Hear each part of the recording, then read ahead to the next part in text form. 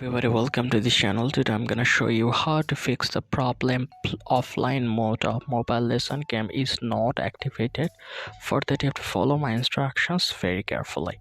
So the first problem is you didn't download all the resources that needed to be downloaded on Mobile Legends game. You can see at the top left corner there are three options here. One is help and another button, then your download button here.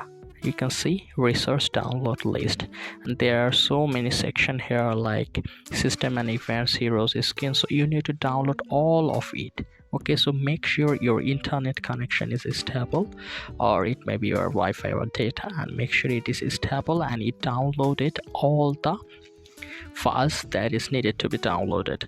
So after that you can easily restart your Mobile Legends game, and there will be four options to play offline.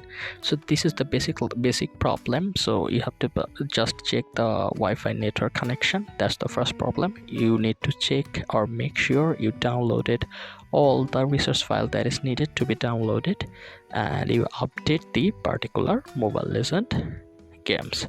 So if you make sure all the three things, hopefully there will be no problem. And if this tutorial helped you, like this video and don't forget to subscribe to my channel. See you in the next one.